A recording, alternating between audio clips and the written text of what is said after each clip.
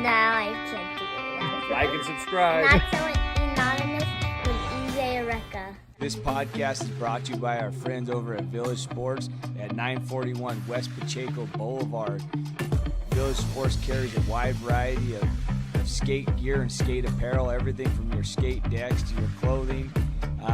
They carry brands such as Huff, Vans, Thrasher, on and on. They also carry a wide variety of sports apparel, jackets, hats, beanies, all your new era fitted caps. You can also, whether you're looking to get yourself a fresh white tee for the weekend or a pair of Air Jordan 1s, retro Jordan 3s, he's also carrying a wide variety of Yeezy Boost and all your Vans shoes and needs. Go visit our friend James and make sure you check out his Instagram at Village Sports. They also have a Patterson location located at 1040 West Las Palmas Avenue, Suite A2.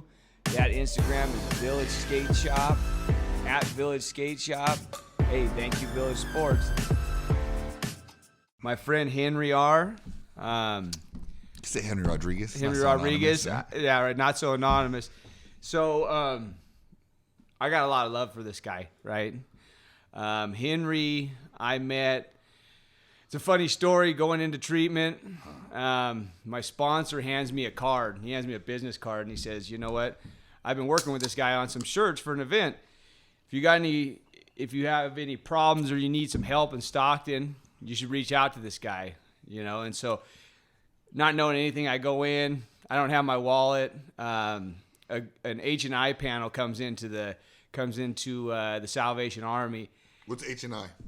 H&I is hospitals and institutions, right? They come into treatment facilities, they go into hospitals, prisons, and they bring 12-step recovery to people, you know, that have never. They basically introduce it to people, and so Henry is on that H&I panel, brings a meeting in. They're telling their stories. It clicks. I start talking to him after the meeting. One thing leads to the next. I start telling where I'm from, and it was his business card, you know, my sponsor handed me, right? And so after that, I would run into him in meetings in Stockton, and I get out of this treatment facility, and I start secretarying a meeting, and the first speaker that's lined up to come there is Henry again, right? And he's sharing about his experiences in this meeting, and he brushes on some topics that are real close to home for me, right? And so I reach out to this guy, and since then we develop a bond around some certain issues that we deal with that a lot of people don't deal with, right? And I consider this man a dear friend and a confidant, and I believe that God puts people in the right places at the right time, right? So when it comes time to pick somebody to interview, here he is, right? So what's your clean date, Henry? 12/6/2013. What does that mean to you? Oh, that's everything, man. Yeah. That's for me, right? For me, that's really one of those. I mean, I don't celebrate like my birthday. I'm not really into like holidays. I'll do the holiday thing because of, you know, my family and stuff, and they all like it, right? But like, I'm not into any of that. That's the most important date in my life, man. That's when my life changed, you know, or the beginning process of it changing. That's when it all started. Okay. So like a lot of people don't know is we're here in Stockton, California, right? And this is where you were born and raised, Stockton. Stockton slap, baby. Right. Like, so I know Stockton growing up in Las Vegas is get gas before Stockton and get gas after Stockton, right? It carries a certain reputation. And I never expected that this would be the start of my journey as well, right? So what was it like for you growing up in Stockton, right? Like, did you grow up on the Miracle Mile in the rich part of Stockton, or what? So hey, it's funny, right? Because my cousins and my family, they're all from LA, and they're like, yeah, Stockton is somewhere you just go if you're visiting somebody.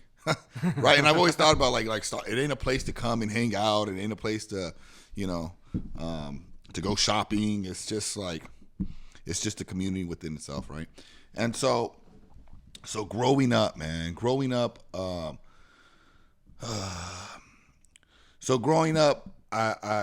I you know, my real dad was out of the picture, right?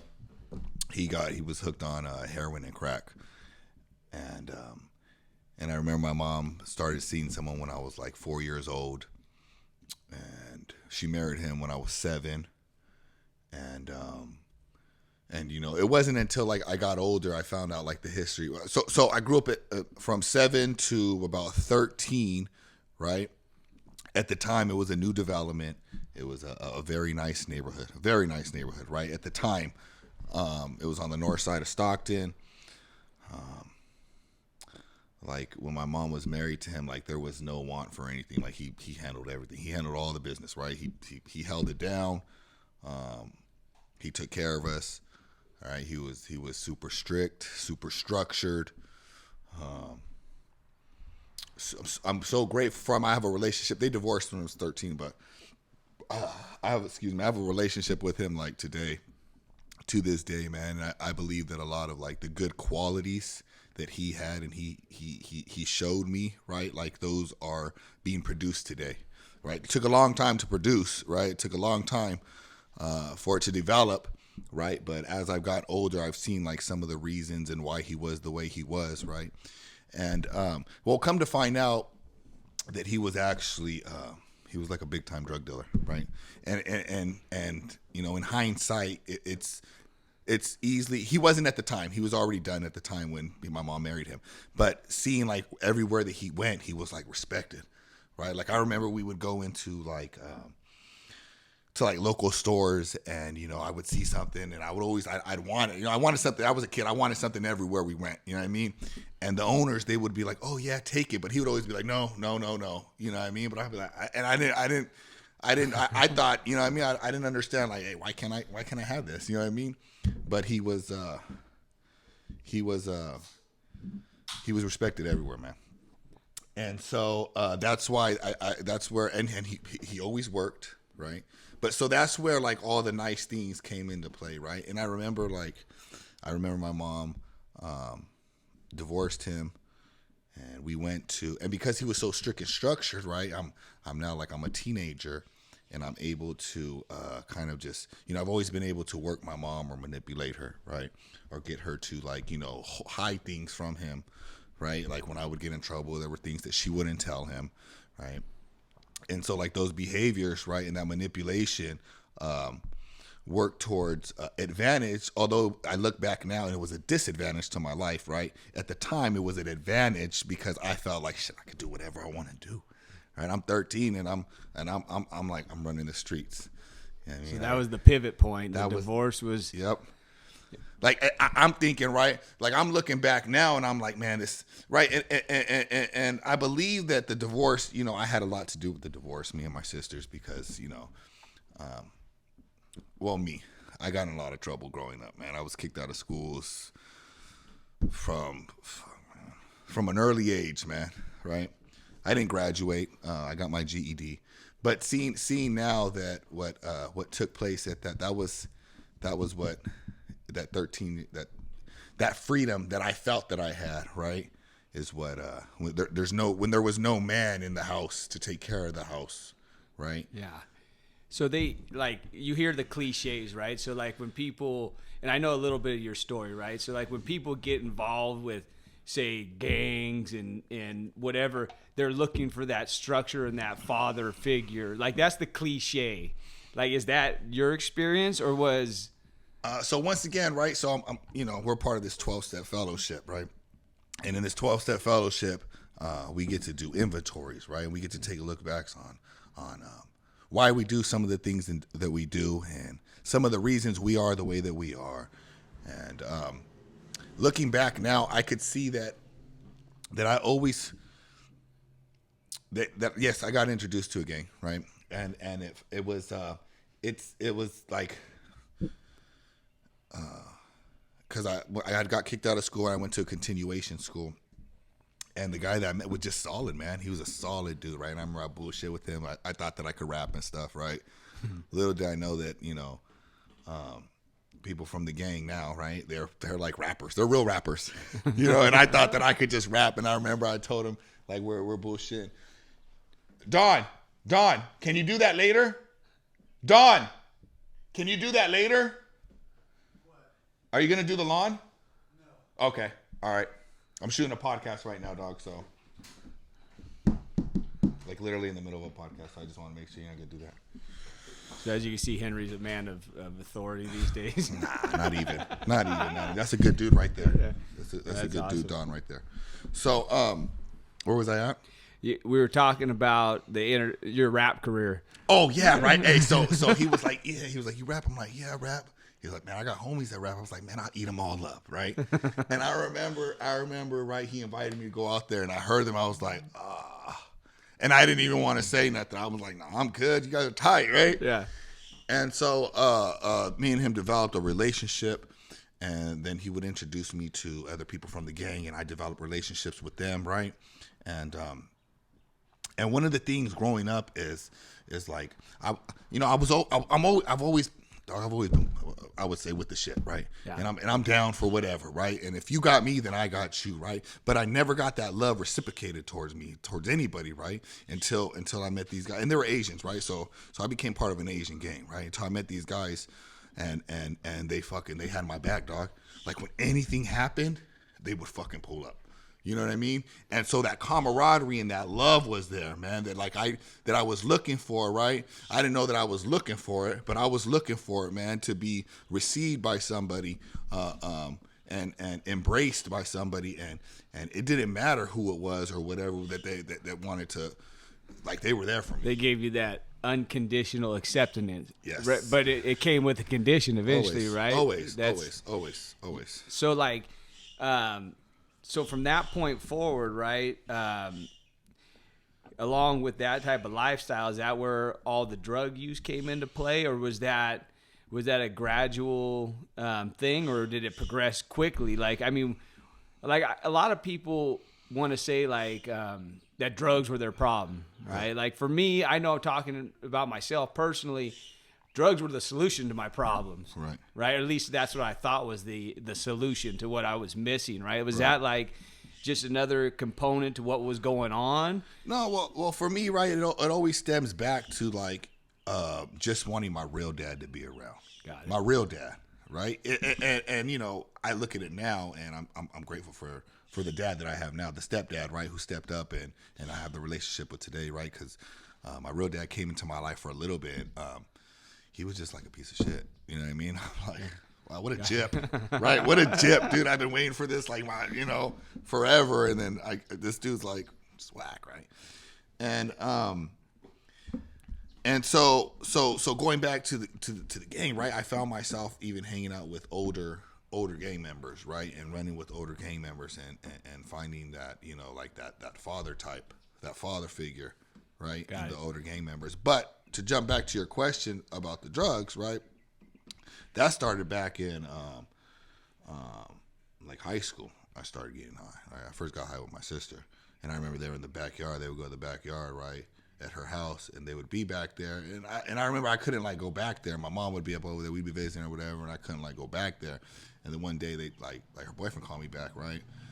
And you know, I got loaded, and so.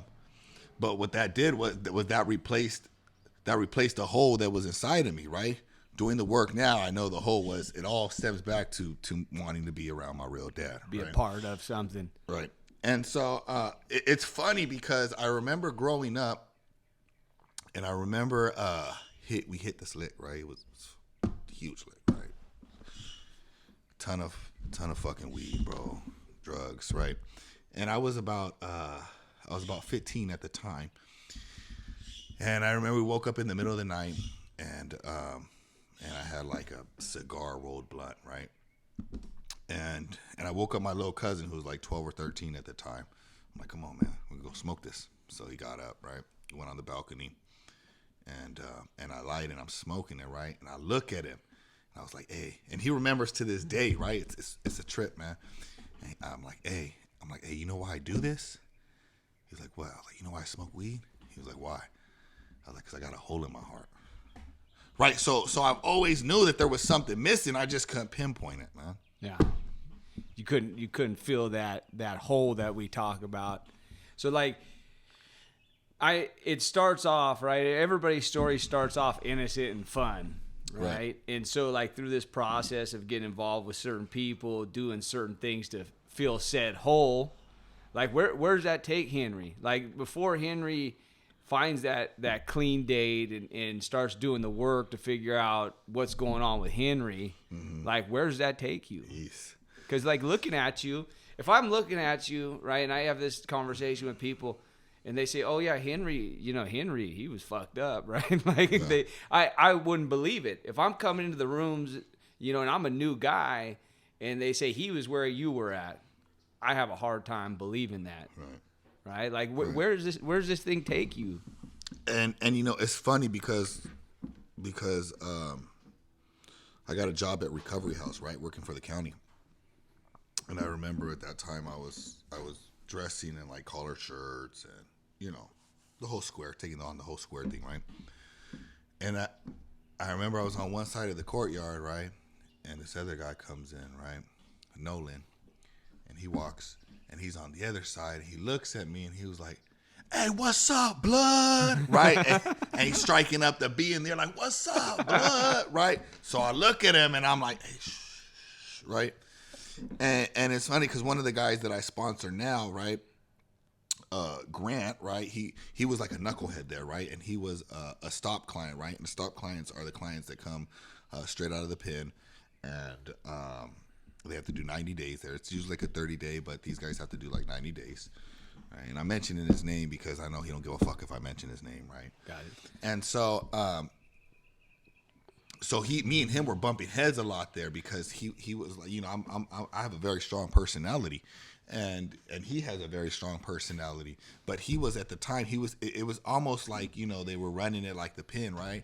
The whites were with the whites and the blacks were hanging out with the blacks, right? And this is like a recovery program, right? And so he looked at me, right? And he was like, "You're from out west?" I'm like, "Yeah, I'm from out west." And he had said that he was like, "Yeah, I trade guns with so and so, right?" And I was like, "Yeah, that's my big homie." Right, and that happened to be one of the people that I ran with all the time, like one of the older cats that I always ran with. I'm like, "This is my dog," right? He's like, "Oh yeah." So what happened was me and him were able to build like a relationship, right? And I remember I walked in with a polo shirt, and he was like, "Man, that's a nice polo shirt." I was like, "Yeah, it looks good on me, huh?" And he was like, "Yeah, that's my favorite color and my favorite brand." So I told him, I was like, "Man, if you graduate, I'll give it to you." He's like, "For real?" I'm like, "Yeah, you graduate, I'll give it to you." So I gave it to him, right? I ended up sponsoring him, and he's doing great right now, man. He's like a welder. Excuse me, making good money. He's married. He's got a kid, taking care of his family, right? And I kind of dug into that whole little story by telling you, right? Because you're asking me about where does it take me, right? I don't even know why I ventured off into that story. We're here. But it is what it is, right? So it's taken me. The addiction took me down a nasty cycle, man, right?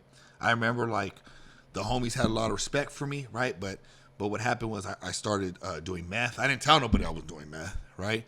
But I remember one of the other big homies, right? There's 4 gangs from where I'm from. There's 4 gangs, but they're like one gang still, right? And I remember one from another gang. He was looking at me. He was like, "Hey, blood, why your cheekbones popping out so much? Why you look so sucked up?" Right? And the only thing I could think of was like, "Man, I'm always out here on the block." You know what I mean? But I remember that was like a pivotal point for me too. Like, man, I gotta quit fucking around, right? I wasn't doing it like a lot, but I was doing it enough to where a motherfucker could see. Yeah. Right? And that's a big no-no out there. You get DP'd, man. I ain't never been DP'd, you know what I mean? I've never really like fucked up. What's that mean for somebody that doesn't know what DP? Discipline, man. Discipline, you know what I mean? And so like if you fuck up, the homie's gonna fuck you up, right? And so I've never that's never happened to me. And so I used to think that I was doing something when I was hitting licks, right? When I was coming up, because there were some good licks, right? And what I noticed after doing the work on myself, right, after doing the inventory process, that I would hit these licks, come up, right, and it would just go right back into drugs every single time, right? Every single time, bro. So eventually, right, like living that lifestyle, it me and my cousin, we got into some into some. We got caught up, right? And I remember it's so vivid, the picture, right? My cousin came. I came with my cousin. We went to the hood. My homies are like, hey, just stay and kick it. They're telling me, just stay and kick it. Just stay and kick it, right? We'll drink and woo whoop, right? And I'm like, oh, I'm going to just roll. They're like, just stay. I was like, and they were telling me, I don't know what it was. They're like telling me, like, just stay, right? And I ended up going with him, my cousin, and we ended up getting caught up with the police, right? And then I picked up a charge, transportations of narcotics and manufacturing of firearms, right? And that's kind of where like things started to change for me, man. At the time, my son's mom, her mom, was kind of good friends with a home director at Victory Outreach Men's Home. And so this guy was, I think they were talking, whatever, right? But he was showing up to court for me every single court day, right? Every single court day, he's showing up like, hey, we have a bet he could come to the men's home. And the DA's like, no. So I think like 3 months or 4 months in, they had said, since this is our first adult offense, what we're willing to do is we are willing to allow him to go into the program with the 5-year suspended sentence hanging over his head. So if he messes up, then he's got to go and do his time. And, you know, I believe that God's grace was on me this whole time, man, because there were like 3 times that I left the men's home. And that home director, Eric Garcia, right? Like I got a lot of love for him and I got a lot of respect for him. And he was hard, man. Like he would be in your face like, whoa, right? And at the time I didn't understand, nor did I get it, right? And I mean, bro, like I had left 3 times that he came looking for me, right? One of the times that he came looking for me, I was at my son's mom's, and you know, we're in the room and we're doing our thing, right? And I hear, right, not on the front door, on the bedroom door, right? What the hell, right? I just look at her like, what the hell's knocking on the door? And I hear, Henry, finish up in there, let's go. And it was him, right? It was him. So he could have reported me any one of those 3 times that I left, right, and violated me, and I would have been, who knows where my life would have been right now, right? Yeah. And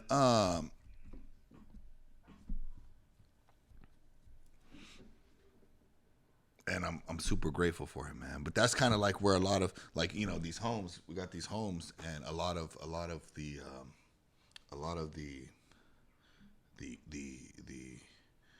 the principles that we use here came from over there, from Victory Outreach Men's Home, right? Not like, you know, you don't have to wake up at 6 and pray, but a lot of the how I interact with the men, right? Yeah. Like how I'm, no, right? A lot of them think that I'm trying to punk them, and I'm like, man, listen, I've been clean I'm coming up on 9 years, man. And what I do, it works. The way I do it works, right? The way that my mentor, my sponsor does it, it works. Yes. Well, and that's, I mean, for certain people, you know, because in where we hang out, we're kind of in a kinder, softer, gentler version of what it was, right? And even my sponsor, he's one of those, you know, he's a harder guy, man. You know, like he'll tell me, if you don't want to do what we do, you know, you can go out there and bleed some more. You know, I'm still clean. Hey, that's how my sponsor will literally tell you, go out and die. Yeah. Go out and die. I'll buy you the first one. He will tell you that. Like, go out, get high, and die. Yeah. Don't waste my time. Don't waste your time. So, like, going through those recovery homes, right? Mm-hmm. You know, because there's rock bottom, but rock bottom's always got a little wiggle room, right? Mm-hmm. Like, was that your bottom? No. So that wasn't my bottom. So the seed was planted, right? The seed was planted. I was able to, you know, get introduced to a higher power, right? And even there, like I said, like I left a few times, and I got loaded a few times while I was even there. And those 3 times that I left, I believe I got loaded each time. And but what it was a beginning. It was the beginning of the beginning, right? Right. It's funny because, you know, my grand sponsor says it's always just the beginning, right? Yeah. Even when we finish our 12 steps, it's just the beginning. It's just the beginning, right? And so, but it was the beginning, the first beginning of the beginning process, right? And And so I leave there, and I still continue. I return back to the gang, but, you know, the shit ain't the same anymore. The homies don't really look at me the same because, you know, I mean, because I had went through this thing, and I'm not shunned, right? But it's just not the same anymore, right? Yeah. Like, ain't nobody asking me to go on licks with them, which that's what I love to do, right? So I'm feeling left out. You know what I mean? And I remember, like, just I had gone high again. I'm like, man, I don't want to fucking get high. I don't want to do this, right? And so I pick up a case at Delta College. I'm going to Delta College at the time. And I had already finished the Victor Outreach Men's Home, right? I pick up a case. And it's funny because I had, I think I just had like some tree on me. I'm in a car and my boy's from Oakland, right? And his shit was a beater, right? Like a beater, right? I had a bungee cord holding up the front bumper. And you guys were rolling, huh? We were rolling, right? And we're pulling out of Delta, and the police get behind us, right? So I'm like, he's like, damn, because he had black on him. He had a bunch of shit, right? And I'm like, damn, I get caught up with him, right? So I'm thinking to myself, like, hey, I'll get out, and I tell him, like, hey, I'll get out, and they'll probably come after me, right? He's like, yeah. But I was thinking, like, oh, they're gonna go after him, right? You know what I'm saying? And so I get out, and sure enough, they come after me, right? And the cop even says, he's like, man, so who's your, I'm like, man, I don't know. He was giving me a ride. He's like, man, I wanted him. Right? He was saying that. So I'm thinking to myself, motherfucker, why didn't you go after him, right? But, so they arrest me because, you know, at the time, weed's illegal. It's not like now. It's not a big deal. Nothing's illegal anymore. Yeah. And, so and it's a weekend. So I'm locked up for the weekend, right? Well, my case manager ends up getting a hold of me, right? And he's like, yeah, man, it seems like we still got an issue, so I need you to start going to, like, meetings. I'm like, what? He's like, yeah. I'm like, I finished the thing, bro. I thought we're done. He's like, no, we're not done. And so I'm like, all right. And I start doing these, it was Jim Soy, right? Jim Soy was my case manager. Shout out to my boy Jim Soy. That's he's retired now, but that's like a mentor. I just met up with him not too long ago. We had breakfast, and we're discussing things. Because I do a lot of things, right? And so he's like, man, you need to go to these meetings. So I'm like, all right. So I go to this AA meeting, right? And I'm chilling in the meeting, and he's like, I go back and I tell him, like, yeah, man, I went to this meeting. Whoop. He's like, nah, I don't want you to go there. I want you to go to NA meetings. So I'm like, all right. So I go to that, and I start doing those meetings, right? And I tell him, like, man, I don't want to be doing no meetings, bro. And I'm like, these people are sad and crying and depressed. And I'm like, dog, I got my own issues and my own problems, right? So he looks at me and he's like, just keep coming back, right? And I don't know what the fuck that meant at the time. Like, come back here, or what do you want me to do, right? Well, how many people were telling you to come back at that point? Not too many, I'm sure. No, nobody was telling me to ever come back, dog. Yeah, that wasn't like, a thing. Please get out of here. Don't come back. You know? Yeah, that's it. So like we talk about like the process of identification, right? Right. And that's such a foreign concept when we walk into these rooms. Right. My grand sponsor uses the term terminally unique, right? We're so unique, we're just going to die. Ain't nobody got the same problem as me. Exactly. So, I mean, what was the point where you said, I'm just going to stick around, right? Like it was, because I'm sure you didn't walk in like brimming with love and hope, like, oh my God, this is it, right? Right. So, I mean, what did it for Henry? Like, because I think for the people that may be listening to this, you know, and maybe the people that need to hear this, right? They haven't ever been into the rooms of recovery, right? Or maybe they went in there and they said, this ain't for me, right? I had the similar experience. So, like, for you, like, what broke down that wall? Was it somebody that looked like you, somebody that acted like you, somebody that... So first off, I just want to say this. If there's anybody, right, who feels like, oh, that shit ain't for me, or... You know, I'm not, you know, we have literature, and it says in our literature, even the potential addict, right? We have room for all manifestations, right? So that's any problem or issue or anything that we deal with, right? We could work out in these rooms, and I believe that wholeheartedly 100%. So for me, I had accumulated like 60-something days, right? I got 60-something days. Big shit. That, at the time, that was big shit, right? Yeah. Yeah. I mean, even now, yeah, that's big shit. So I had accumulated that time, and what happened was, I remember my mom got in an argument with my grandma. My grandma was visiting from Southern California. And so she calls me and she's like, you need to take my mom home. You need to take her back right now. I'm like, back to, she's like, to LA. So I'm like, all right. So my grandma's car was here, so the plan was for me to drive my grandma back in her car because she couldn't drive, right? I think my sister, somebody else drove her down in her car. So I drove her back that exact day. I got to LA, hung out with my cousin for a little bit. I had my cousin who was in the car, and I had to take a ride with him. The plan was to catch the Greyhound later on that night. So I took a ride with him, and he busted out, you know what I mean? He busted out what we do.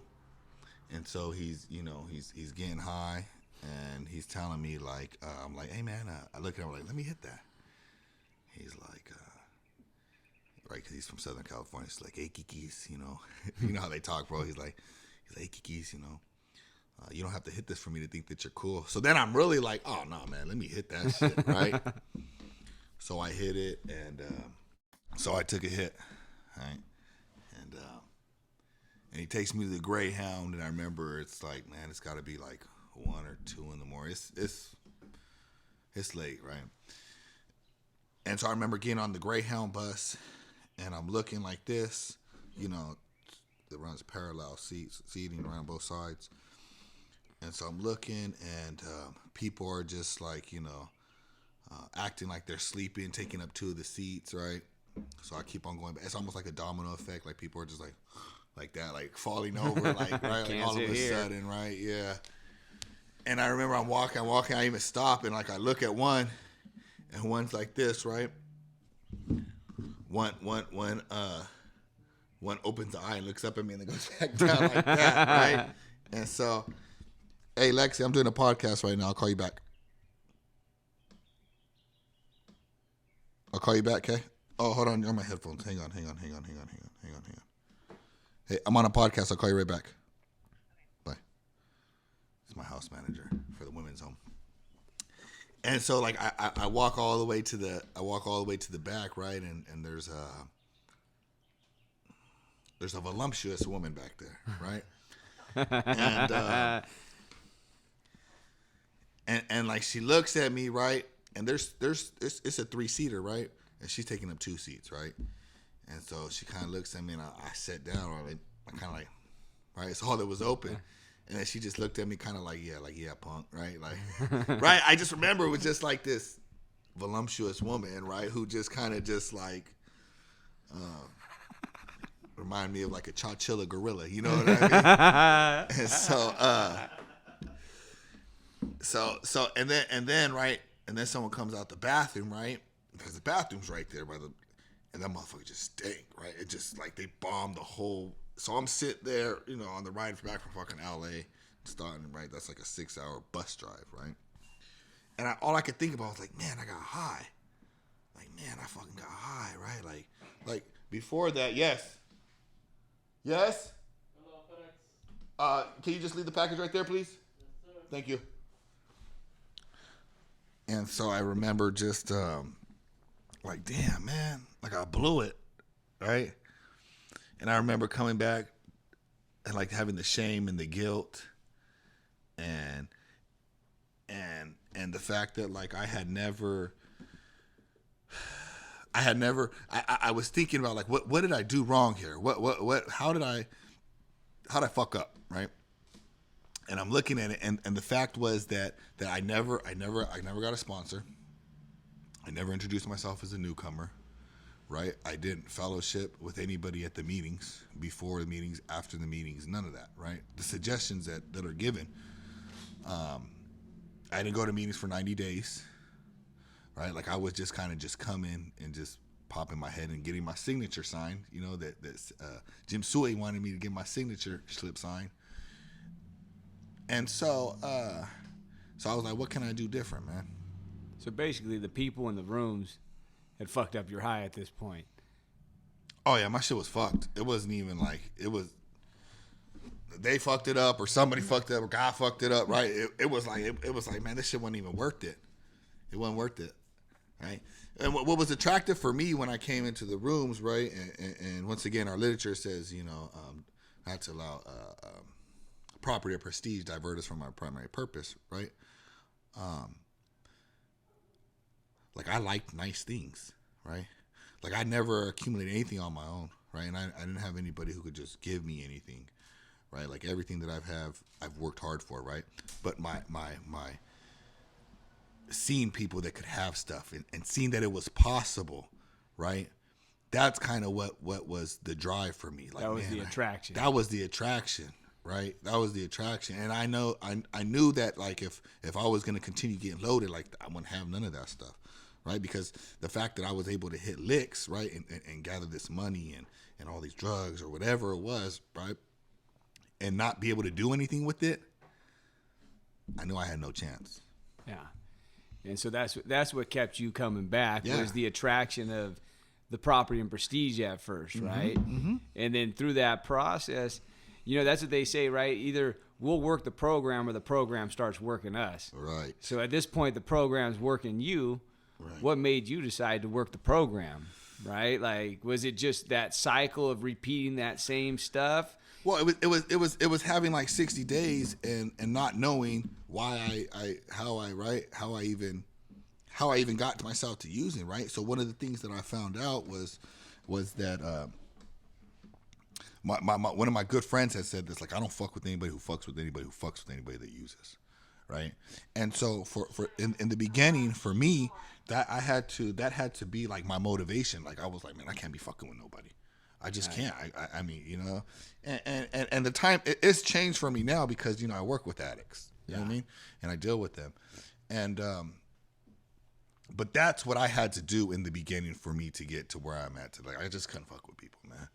I just couldn't fuck with people who fuck with people. And that would be family members, gang members, old associations, friends, right? Like one of my boys, like one of my best friends, right? Like for a while, like we would keep in contact, but we wouldn't kick it like we used to kick it, right? It's my son's godfather, my tattoo artist, right? And like I'll kill for him, he'll kill for me, right? We've already been in situations where we know that that's true, right? But like he was doing his thing and I'm doing this thing, right? So there wasn't too much like for us to even though he's my best friend, right? Yeah. There wasn't too much for us to hang out and talk about or do anything like that, right? On that type of level like that. I mean, we would grab a bite to eat or something once in a while, but like we just weren't kicking it. You know what I mean? Just for the simple fact of he lived one lifestyle and I lived another now. Yeah. Well, in those relationships, even though they're the closest relationships, they're based on these conditions, right? Like I remember sitting in treatment and talking to a guy, and we're just sitting there talking, drinking a soda. And it was so foreign to me because everything that I did with another human being was based on this, or what do you got in your pocket, or how am I going to get over on you, or how are you going to get over on me, right? So through this process, you started having these relationships, right, that weren't based on conditions. Right. And what did those relationships look like? Or did you have any, or were you by yourself in a room full of people at this point? Like, how did that work for you? So I had a sponsor. Who sponsored a lot of people at the time. And so those people that he sponsored, I somewhat built a relationship with them, right? Even like to this day, like I don't have a relationship with a lot of people, man. I got a few friends. I got my friends that are my actual like friends, right? Are like my sponsee brother, right? I got a sponsee brother, Dion, that I keep in close contact with, and because he does what I do, right? He lives how I live, right? And it's a different way of life. It's not for everybody, right? Like I just don't fuck with everybody, bro. I just can't. You know what I mean? Like I fuck with you. You know I fuck with you tough. But I just don't mess with everybody because not everybody has my best interest at heart, and I don't got time for people who don't have my best interest at heart. I told you, man, like I've looked my whole life and I found the wrong set of people. I wouldn't say the wrong set of people. Let me take that back. Let me retract that totally, right? Because it's not the wrong. Those were the right people that I needed in my life at the time. Right. And but I was looking for people who would have my back, right? And I have very few that will have my back, right? And it takes a lot. Like, but I put at the same time, right? That's not to say like I help anybody who needs help. Anybody who reaches out for help, I've got a proven history of it. You know what I mean? That's what I do. I help people. I believe in helping people. I just don't believe in befriending everybody. Got it. You know what I mean? Well, because I believe firmly that you're the sum of the 5 closest people in your life, right? And so if you're willing to bring these people into, say, your inner circle, that's what you can expect from your life, right? And where we hang out, they say you shouldn't take people's inventory, but at the same time, who do you know to hang out? Who do you know who's good for you if you're not, on some level saying, man, this person doesn't have my best interest in mind, like you're saying, right? And it's mandatory to take inventories, man. Yeah, and I tell people, right, that I help. I'll help you, right? I'll be that hand that reaches over the cliff to pull you in. But for self-preservation, I'll cut my own fucking arm off, right? It's and through that process, you're actually able to help people because you're able to stay, right? And certain people might look at somebody like that and pass judgment on them, right? But I don't think people understand how people like us have to live unless you've actually been to hell, right? They Because, don't understand the severity of it, man. Yeah, and I just I consider anybody in my circle, right? My support group, right? Because in Las Vegas, for me, it's different. There's not a lot of people to hang out with, right? Like it's not like Stockton. See, I would like it like that. No, you wouldn't. I would I literally only I could tell you like the group of people that I'm around, man. They're mentors to me. Yeah. That's it. You know what I mean? Like that's all I really have time. I have family. I have business to run. I have two men's homes that I'm the director of. I have a women's home and women with children that I'm the owner operator of. Right. I have a nonprofit. I have to have people around me who are doing better. If I want to do better for myself, I have to have everybody in every area of my life for me, right? Yeah. Has to be better than me. Because if I have people even that are at the same level at me, man, for me, it's only going to cause me to stay at that plateau of that level. Like everybody in my life is pretty much better than me at something or another. So we're already there, right? Because you started talking about it. So let's get into it, right? So, you go from this to what are you doing now, right? Like, so Henry started off with a T-shirt brand for people that don't know, right? He started selling T-shirts, right? And so that was kind of your springboard, and I credit you. I give you've done a lot of things that I'm scared to do, right? Like, 'cause you had a good job, right? And you quit it, right? Making good money, security, retirement, benefits, all that stuff. You had a full legitimate career, right? And for people that where we were at, like that's enough, right? I got a career, I'm cool, right? And then you had a T-shirt brand on the side, right? And so explain that, like what were you doing, right? So you had this career. And then you had this side hustle. Let's go back right? a little bit. Okay. So we'll go back. Because we're already there, so we may as well get into it. Okay.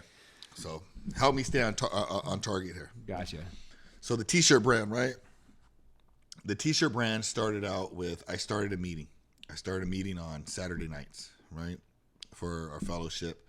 I wanted a place where we can all meet together as addicts at 12 o'clock. It was called Midnight Madness, right? And I wanted a place where we could all gather together and hang out. And it was so successful because it was proper service, right? And proper service is doing the right thing for the right reasons, right? I wasn't looking for no credibility. I wasn't looking to be like this guy, right? I just wanted a place for addicts to kick it. Because those are our peak hours. Saturday at midnight. Right. What are you doing? Right. Exactly. that's when people are living clean, right? Or they're clean, but they're living dirty, right? What are you doing at midnight? Right. Got it. So I started this meeting, right? And because there was, no other meetings in the area like this, I'm talking about in the valley like this, right? People were coming from San Francisco. People were coming from Fairfield. People were coming from Richmond, San Jose, right? Sacramento, the hills, right? I'm everywhere, Fresno. Right, and these people were coming, not only one person, but they're coming 3, 4, 5 cars deep sometimes, right? And so, I would make it, represent your area, right? So these people were coming, and they were coming deep, man. And, a small meeting on a Saturday night at midnight was, 40 to 50 people, right? It was turning into, we were looking into getting another building for the meeting because it was becoming so large. And so that was a success. And what we wanted to do is we wanted to celebrate a 1-year anniversary for it. So we lined up these great speakers. And what I wanted to do was I wanted to create some shirts, right? I wanted to make some shirts for the 1-year anniversary. And so Ricky Lee had chopped it up with me, and he was like, yeah, you could create these shirts, and this is how you do it. He kind of walked me through it, and I'm like, oh, shit, this is kind of like selling drugs. This ain't nothing, right? I could do this. You know what I mean? I know how to do this. And the transferable skills, right? Yes. And so I sold the shirts, and I'm just like, man, like I could do something like this. So I was like, let me make a brand for our fellowship. So I got a contract, right? And I got a vendor's license through the 12-step fellowship to slang these shirts and design these shirts. So I could use their logo. And so I started doing that, and one shirt that I created, right, and so the 12-step clothing brand, right, that it started through a 12-step clothing brand basically. And what I created was it was called 7th Tradition, right, and our 7th Tradition is fully self-supporting through our own contributions, right. Thought that was tight. Yeah. So I would put on the shirts like 7VNTH, right. And one of the shirts I designed, I put Drugless Society. And I put, 7VNT. I was like, man, Drugless Society, right? Because I don't know if any of you guys could tell, but we don't really talk too much about the fellowship or the entity of the fellowship, right? We just call it the fellowship, right? Because of certain traditions. And so I wanted something where I didn't have to have no traditions, right? Like that I could sell to anybody. I could sell to any fellowship. That I could sell to somebody who wanted to support their little brother, their cousin, their family member, right?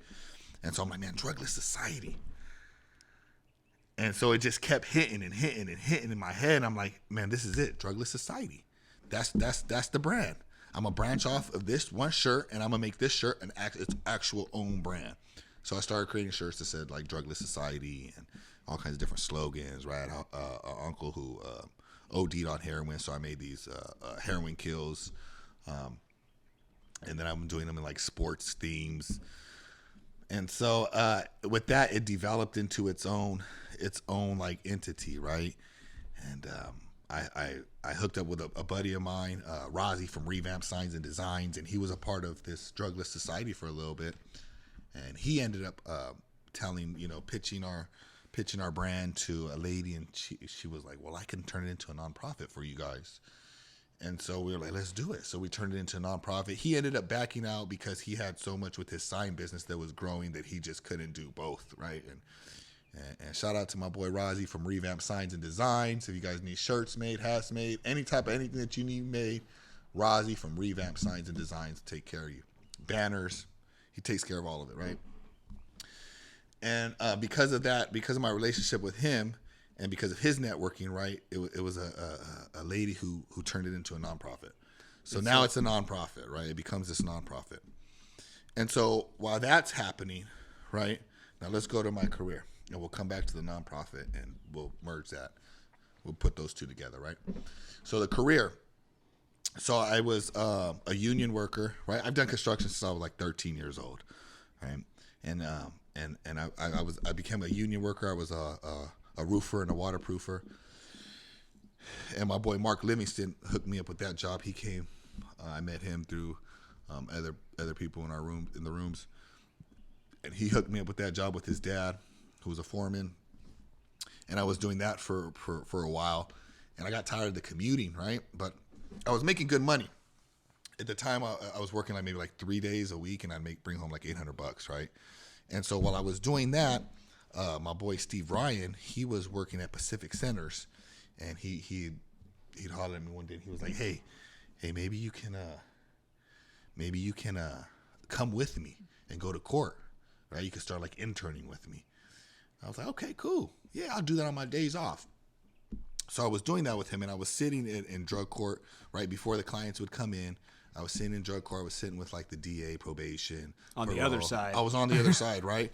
And I had gone through drug court, and I remember I always thought they were against me, but seeing it from the other side, like they're actually trying to help. Right. They were really trying to help. And so that was like a whole new outlook for me.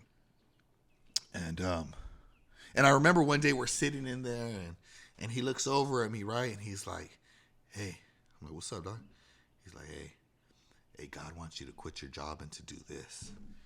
Right? So I look at him, and I'm like, you're right. Right?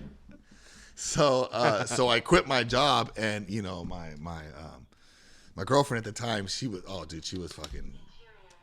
heated, bro. She was pissed, right? But it took that for me to get to where I am today.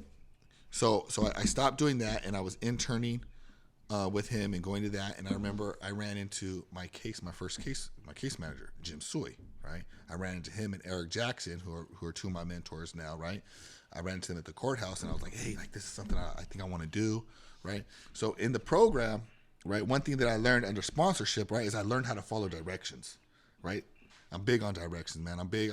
When I give directions, I have such high expectations because I know where following directions has got me and the success that it's got me. Like when I give it to other men and they don't follow it, I get pissed, bro. Yeah. Right? I'm very what's the word I'm looking for? Stringent.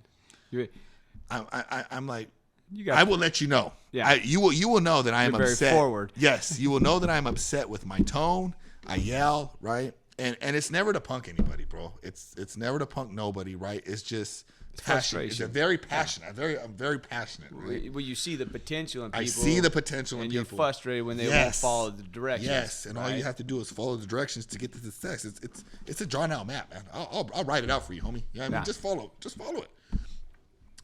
And so I've learned how to follow the directions, right? And so Jim Sui and Eric Jackson, right? They tell me this, and that, right? This is what you have to do, right? So I'm like, okay. So I do A, B, C, D, right?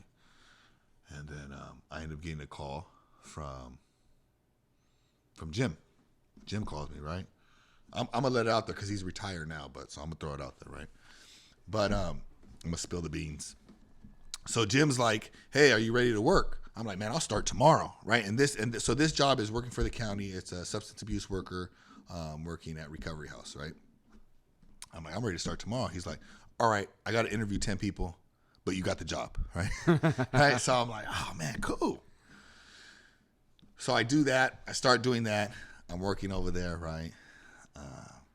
Selling shirts, different places, right? Different venues, Los Banos, right? All over.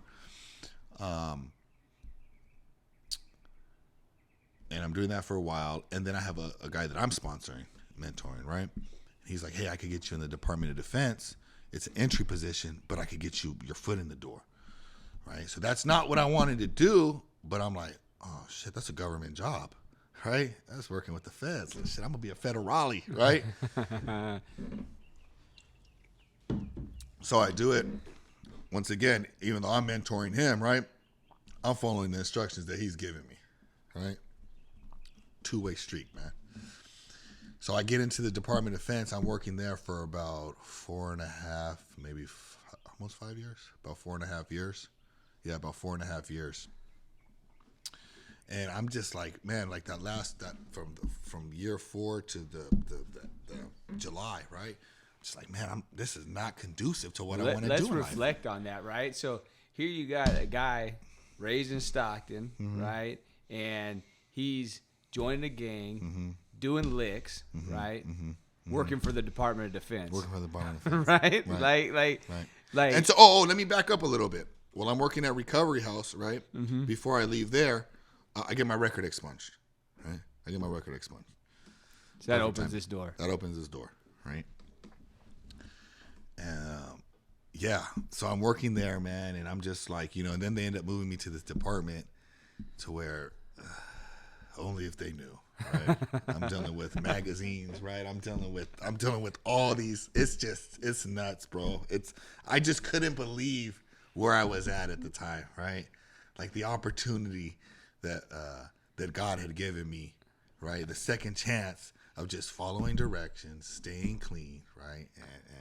And surrounding myself around people who were doing the right thing. So I'm just like, man, this isn't what I want to do. I want to help people, right? I want to help people. I I want to get paid. I want to get paid by the government, though. You know what I mean? That's always been my goal, to get paid by the government, man, and help people, right? So it's not coming out of people's pockets, but it's coming out of the government's pockets, right? And COVID hits.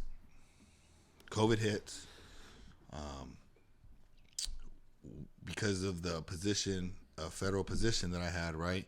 They granted like 640 hours of leave for the pandemic if your children couldn't go to school or whatever. So I took full advantage of that, right? They only granted me, I only ended up getting like 430, but that was like 2 months. Within that 2 months, my mentor, right, had contacted me, and the house that we're in right now, so this is in a neighborhood, and this used to be a church, and it was called Open Door Church, and it was for the community to come, like if you wanted to get coffee, if you wanted to hang out, and they had like music and stuff. They would do stuff here, right? But because of the pandemic, they had to close the church down. So he's like, "Hey, are you ready to start this home?" I'm like, "Let's do it. Let's do it." Because of everything that I've gone through, I have all the contacts already, right? Working for the county, going through drug court, meeting all of these different agencies. The contacts are there. Just following directions. Following directions, dog. Right? Being of service. And so we were able to get this house going in, and we start this house, right? It's his house, and you know, it's like I said, these two houses I'm the director of. So like everything, he's purchased everything. He's made everything possible. Like, and that's my sponsor. That's my mentor, right? Like I get to follow his footsteps and see everything because he does a lot for the community, man. And he's just somebody that I want to be like, right? Got it. Fully respect him, respect his marriage, right? Like, just a solid this is the man that I believe God placed in my life to follow, right? So we get the houses going, dude. They're rolling. I mean, we get this one going. He buys another one, right? We get that one going. I'm able to raise up house managers, right? Because at first I'm kind of like managing it because there's no one else, right? So I raise up a house manager here. Go to the other house. I raise up a house manager there, and then the opportunity comes through for me to open up my own home for women. I didn't want it to be like another men's home because I wanted to be able to still help him here, and I wanted to be at the same time to help women. So I got a women's and women with children, right? Let me see. I jump forward a lot. Well, that's all right. I jump forward a lot. So when the houses are developed, right? So Drugless Society is a nonprofit, right? Mm-hmm. We were there. We stopped there. Drugless Society being a nonprofit. So Drugless Society joined with Active Change Recovery Homes. These are the men's homes, right? And so what we did was, while he was getting all his paperwork together, we used the nonprofit of Drugless Society to do whatever we needed to do, right? To get into the courts, to get into parole, to get in with CDCC, CMC, right? All these other agencies, right? We used my nonprofit as like a gateway to step through these doors, and then I opened up a Sutter House of Hope. So that's Drugless Society, right? Sutter House of Hope is strictly like Drugless Society. Right now, I'm working on opening up another program. It was a church, right? But it has 4 mobile buildings on it, and we're looking at that's going to be kind of like to connect with that, right down the street I have a 8-bedroom 5-bath house. So we're not sure if we're going to do it veterans or we're going to just do it like an actual solid program, because what we'll do is we'll take the guys over there, and I'm going to be collaborating with another agency that has domestic violence. It does like trauma treatment. It has substance. It has all these other entities inside of it where they can handle all the certifications that are needed. It's like cookie cutter. You know what I mean? All these things have fallen into my lap, like from doing the right thing. From doing the right thing. Right. I mean, so like, that's the crazy thing about recovery, right? They say when you walk in, you're gonna have a life beyond your wildest dreams. Right. So from a kid from the streets, broken home, dad's not in the picture, walking this path. Again. Nobody would expect Henry Rodriguez to be doing these things, right? So when you look in the mirror, like what do you tell yourself? Like, I mean, there's got to be some self-doubt there, right? Like, is it like, I just can't believe it. right? How did I get here? How did I get here? Right? I like, seriously, man, like I can't believe it. So a friend of mine from the DA called me, and she was like, "Hey, we have this position open. Whoop, whoop, do you know anybody interested?" Well, so I'm asking her a little bit more about it, right? Like, well, yeah, what's it consist of? And I'm like, well, what about me? And she was like, you would be great, right? She was like, you'd be great for the position. I was like, yeah, I think I would like that. So she says, well, send your resume to a mutual friend of ours, right? And so I sent it. I got the interview. I smashed the interview. Smashed it, right? Because it's already what I do. Yeah. Something you're passionate about. It's already what I do. Yeah. I'm already doing it. You know what I mean? So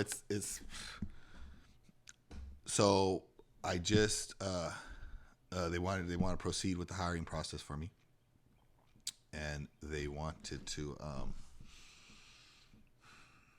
proceed with the hiring process. And so, like, last week, I just got finished meeting with the DA background investigator, doing all my life scan, everything, right? And so it looks like I'm gonna be doing that. Right? I don't know how long I'm gonna be doing it for. Granted, it's just like another place for me to network. Step. It's another step, dude. Yeah. Well, I mean, I don't even know if that was the step to this. So check this out, right? So I want to read you guys this email real quick. And this, I believe she's the founder, right? She's the founder of the program. And basically she had sent me a proposal, City of Tracy statement qualifications, right, for homeless services. And what they're doing is on September 1st, 2020, the Tracy City Council gave directions to move forward with the development of a temporary emergency housing facility in order to address the challenges of homelessness in the community. Tracy's temporary emergency housing facility is being constructed on a 4.8 acres of city-owned property located at blah, blah, blah. The first phase of construction will include a 6,300 square foot sprung structure that will accommodate up to 68 guests, right?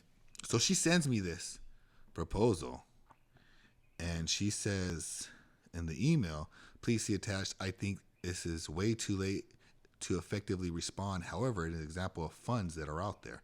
What do you think? Asking you what you think. Ask me what I think, right? So me, right, I'm going to go get her. I'm going to go get her, bro. It's what hang on one second. This is Henry.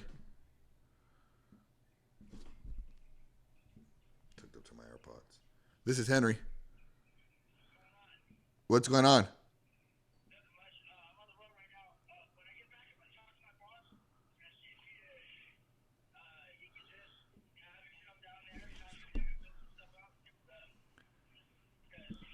Oh, let me. Hey! I'm doing a podcast with EJ right now. All right, I'll hit you right back. But yeah, that sounds like a good idea. All right. So let me ask you this, right? So Hold on. You gotta let me finish this. Okay, You gotta let me finish this. That was Michael. Michael from Merced. Oh yeah. Yeah. So he's getting one of the guys. He works right here down the street. So he's getting one of the guys a job here. So the guy's been bugging me about the job. So okay. So back to this city of Tracy, right? So she sent me this, and she's like, that's something that we can, she thinks it's too late, but it's an example, right? Yeah. So I told you I'm gonna go get her, bro. Right.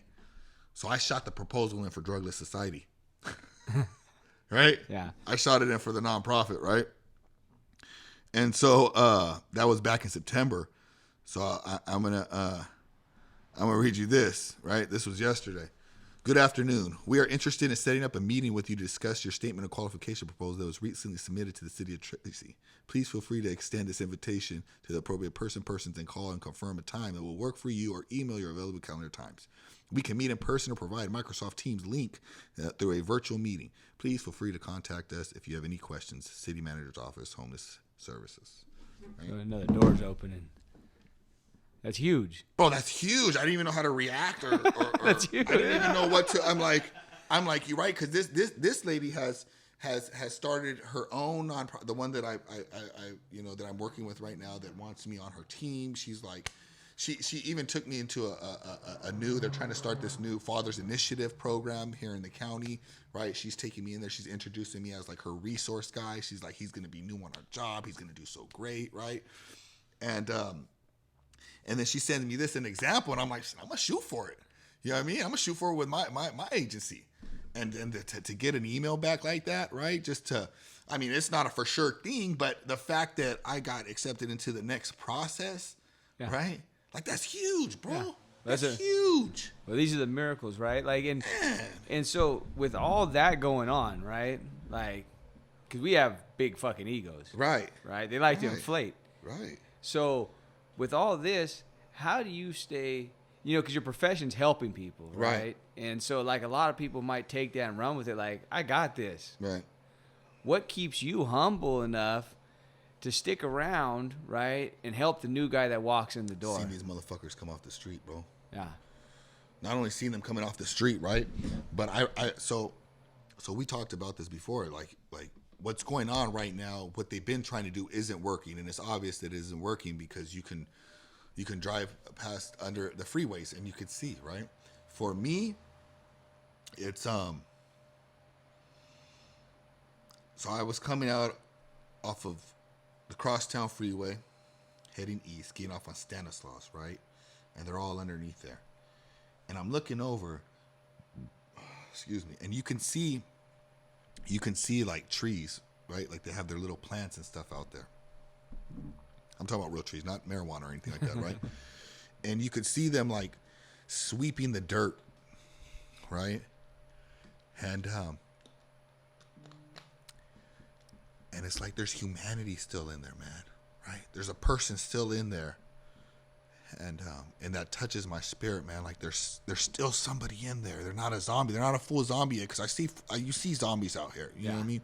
I don't care what anybody says. These motherfuckers are zombies, man. They're gone. But for the ones that aren't full zombies, I have a guy and this guy actually is what gave Active Change Recovery Homes the credibility that it has today, right? He's one of them. He was on the streets, and he was 29 years old.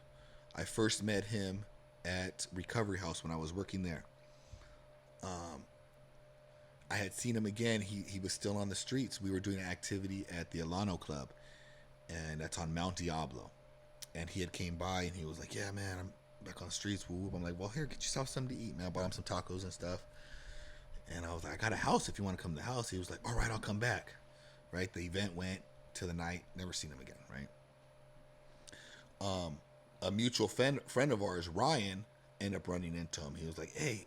He called me up. He's like, hey, Adam wants to get into your house. But he said he'd call you back later. But I'm with him right now. I told him, no, we're calling Henry right now. Right? So I'm like, what's good? He's like, yeah, I guess I'm ready to go. And I was like, well, where are you going to be at in a little bit? I probably won't be able to get to you to this evening. He said, I'll be anywhere on, so Mount Diablo, he said, I'll be anywhere from the freeway to the park. I said, all right. So later on that night, I went straight to the park, straight to the freeway. The side of the freeway, there's a camp there, right? A homeless camp. And so I drove up in there with the headlights on, and I hopped out because there was hella tense. So I'm like, Adam. He's like, oh. I found him, right? I'm like, are you ready to go? He's like, oh, man, I just got this stuff, this water thing. I just got this, and woo, right? It all looks like shit, right? He's like, but my mom just all brought this stuff to me. She's homeless, too. And I'm like, man, fuck that shit, bro. We're going to get you some new stuff, dog. We're going to get you all new stuff. You ain't got to, no, let's go, right? So he ended up coming. So Adam has like a year and like 5 months clean right now, right? Adam's never worked in his life until he got here, right? So he's had a job for like a year and 4 months. right? He's held down. And this isn't to put anybody down, but he doesn't live off of the system, right? He's not getting no food stamps, right? Everything he pays, he's a prime example in this home because he pays his rent on time, right? He buys his own food, right? I took him grocery shopping for the first time. Remember, he didn't know how to grocery shop, so I'm like, hey man, this is how we do, because my sponsor does that with guys, right? So I learned that from my sponsor. Like we walk through life with these guys, man. We don't let them just do things on their own. We're gonna walk them and we're gonna be there for them. And so he buys his own groceries, right? We got a gym. He works out in the gym, right? Like this. He was fried when he got here, bro. Like he was talking to himself. He was talking to his demons, right? He ain't talking to no demons right now, man. So he graduated drug court, right? He had been in the system, I think since he was like, 21 or 22, homeless the whole time. And so guys like that are what keep me going and keep me humble, man. Right. Being able to help them and see them progress and see them really live life on life's terms, man. And so it's things like that, man. Yeah. That's what does it for me. No, that's it right there. Yeah. So we'll probably wrap it up, but what would you tell somebody that may be listening to this, right? They may be listening to this. Maybe they can relate to some of it where you were. Mm-hmm. What would you tell them to get them going? Like, is there something that you would say to somebody that may be listening? This may be their first exposure to any sort of recovery, mm-hmm. right? They may have stumbled upon this. What do you tell somebody like that? The possibilities are endless, man. Right. They're endless. Like, you can do anything that you fucking put your mind to. Anything, right? You're the only one stopping you from doing anything, man. Get you a solid core group of people, right? Get you friends that will call you out on shit, right? And for me, I'm able to test that because I'll tell them some grimy shit. I'll tell somebody some fucking grimy ass shit, right? And to get their response and to see if they co-sign that shit, I don't fucking want them in my life, right? But if they're gonna correct me and they're gonna help guide and lead me, right? That's the way that I choose my friends and the people that I surround with, man. If they're like, nah, dude, that's kind of fucked up, right? Or if they're like, yeah, man, you can get away with it, right? That's how I choose the people who I fuck with. I choose people who will call me out on my shit and only make me a better person. And, I was watching last night, right? My son's football practice, and the coach is getting on the kids because what they're doing is they got them coming from two different angles, right? They got one coming sideways like this, sidestepping, and then running straight, and they got one running straight at him and cracking him, right? And what happened was the one that was running straight at him supposed to be lighting them up, right? They're like, no, light them up. He wasn't hitting them hard, right? But he could hit them hard. He got power. And they told him, right? They told him that you're only gonna make your teammates better if you light them up, if you go full force, right? And I believe that, like, the only way that we can make each other better is if we call each other out on our shit, right? And we're accountable to each other, man. So surround yourself with the right people. That's my advice. Mentors for me. Mentors, people who are doing better. Don't be afraid to be in a room full of people who are better than you. You know what I mean? Who want better for you. And so, say somebody picks this up and hears this out here in Stockton. How do they get a hold of you, right, to get into one of these recovery homes or to, Shit, call my number, 209-513-2910. There it is right there. And Drugless Society still selling T-shirts, right? Oh man, we got it. So I've been slacking for the last 5 months, man. But I got 2 designs coming. Actually, 3 designs coming out this month, man. And when I take you to the other house, go check out the other house. I got a couple shirts for you too, man. So. And where do they find that, on Instagram or where? Yeah, you can find that on Instagram. Drugless_society.